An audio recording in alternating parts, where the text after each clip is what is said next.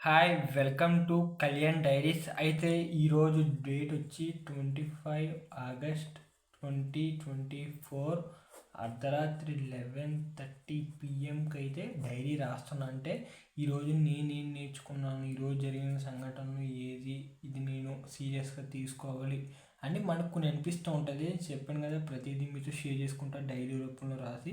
అయితే రాసి చదివిన దానికన్నా చెబుతూ ఎక్స్ప్లెయిన్ చేస్తే నాకు నేను నేర్చుకున్నట్టు ఉంటుంది. మీకు నా లైఫ్లో కొన్ని ఎక్స్పీరియన్సెస్, కొన్ని థాట్స్ మీకు సింక్ అవుతున్నాయా లేదా అన్నది ప్రతిదీ కూడా మాట్లాడుకోవచ్చు. నాకు ఎందుకో ఇష్టం డైరీ రాయడం అంటే. అయితే ఈరోజు జరిగినకి, ఈరోజు సండే. సండే అంటే తెలిసిందేగా, హాలిడే అంటే చిల్ అవ్వడం, మూవీస్ చూడడం, ఇవన్నీ ఎక్కువ చేస్తూ ఉంటారు బయట చాలా వరకు చాలామంది. ఈరోజు నేను మార్నింగ్ ఇంట్లో కొన్ని పనులు ఉంటే పెట్టుకుని తర్వాత నేను మూవీ చూశాను. బట్ అనూహ్యంగా నిన్న ఏమైందంటే, నన్ను ఆల్మోస్ట్ 24 ఆగస్ట్ని ఒక వీడియో అయితే షూట్ చేస్తున్నాను నైట్ ఆల్మోస్ట్ 10కి ఎప్పుడో. అయితే నాది రీసెంట్గా మా ఇంట్లో జరుగుతుంది ఏంటో చెప్తాను. రీసెంట్గా టీవీ డిష్ వచ్చి టీవీ డిష్ వచ్చేసి 1 వీక్ అవుతుంది. నేను రీఛార్జ్ చేయించలా. అండ్ ఇంట్లో మా మమ్మీకి ఒక ఫోన్ గట్రా ఏమీ లేదు. నా ఫోనే వాడతారు, ల్యాప్టాప్ ఉంటుంది, కానీ ల్యాప్టాప్ మా మమ్మీకి ఆపరేట్ చేయడం అయితే రాదు. అయితే నేను మార్నింగ్ వెళ్తా, మార్నింగ్ నేనైతే కాలేజ్కి వెళ్తా, అలాగే మా ఫాదర్ ఆఫీస్కి వెళ్తారు.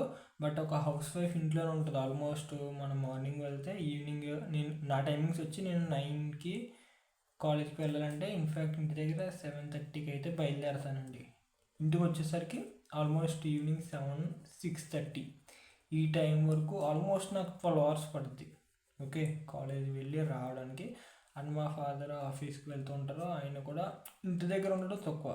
ఇటు మా మమ్మీ ఉండాలంటే ఇంట్లో మ్యాక్సిమం వాళ్ళకి టైంపాస్ టీవీయే.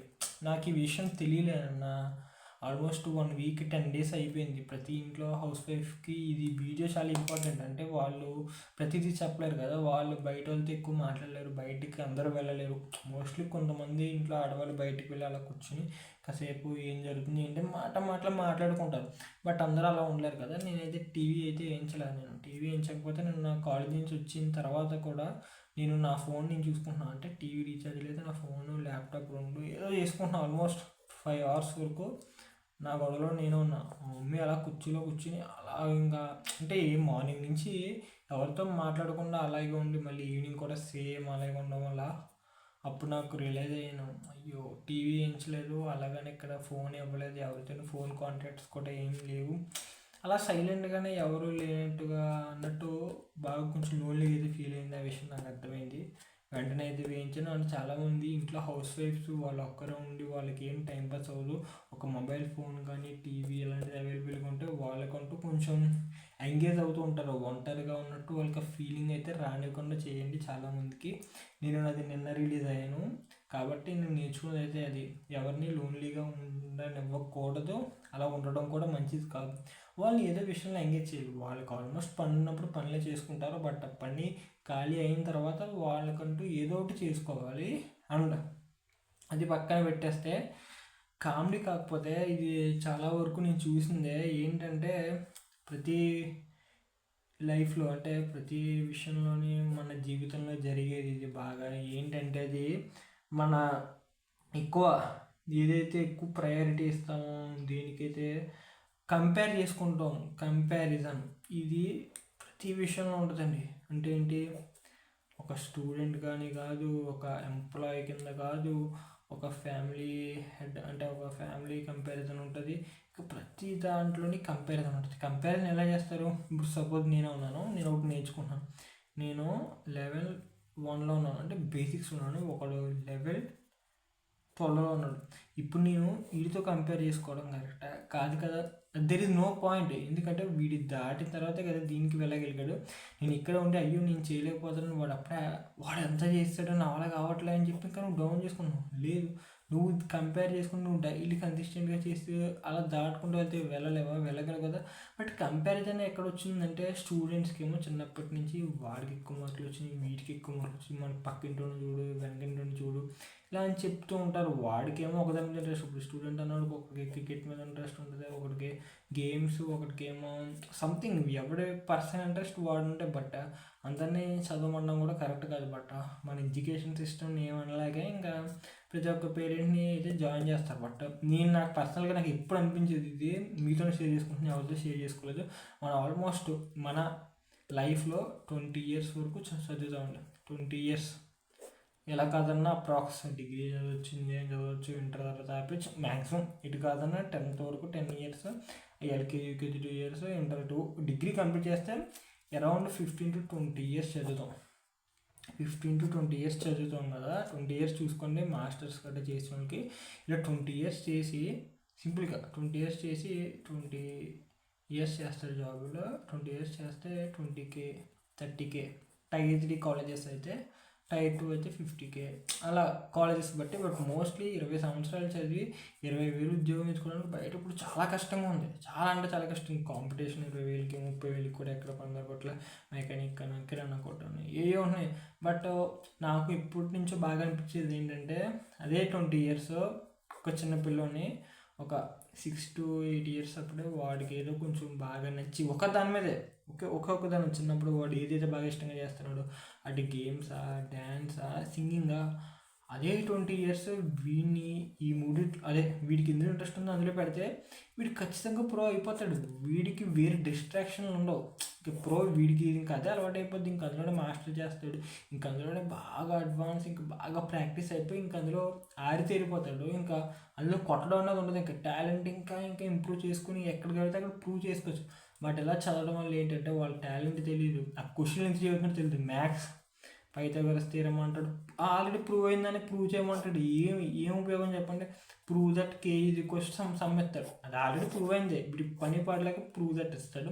ఓకే, మ్యాథమెటిక్స్ లాజిక్స్ అయితే లాజికల్లో చదువుకున్నవాడు ఎవడో బిజినెస్లు పెట్టరు. ఎందుకంటే మోస్ట్లీ చదువుకున్న వాళ్ళందరూ జాబ్ మేడ్. అంటే అందరూ అన్నట్లు మోస్ట్లీ బయట ఉన్న సినారియో వీళ్ళు ఏంటంటే జాబ్ రిస్క్లు అంటే ఫైనాన్షియల్గా ఉండాలి ఇది అంటారు. బట్ మోస్ట్లీ మ్యాథ్స్ కానీ సైన్స్ కానీ ఇవన్నీ ఏంటి ఒక కరిక్యులంలో సబ్జెక్ట్స్ అయిపోయినాయంటే వీడు పాస్ అయితే ఇదా అసలు అది సంబంధం లేదు. అదే 20 years వాడిని ఒక దాంట్లో పెట్టి బాగా వాడు ప్రో అయిపోయాడంటే ఇంకా చాలా ఎక్కువ పై స్థాయికి అయితే వెళ్ళిపోతాడు. 20 years అంటే ఒకే పనిలో 20 years ఎక్స్పీరియన్స్ అయితే అదే ఒకటి నేర్చుకునే దాంట్లో 20 years పెడితే వాడు ఎంత వాడు డ్యాన్స్ ఉన్నాడు, వాడు ఎలా అయిపోతాడు, చాలా పెద్ద డ్యాన్స్ అవుతాడు, చాలా స్టెప్స్ కొత్త స్టెప్స్ కొరియోగ్రాఫ్ చేస్తాడు. 20 years నుంచి ఒకే దాంట్లో ఉన్నాడు కాబట్టి.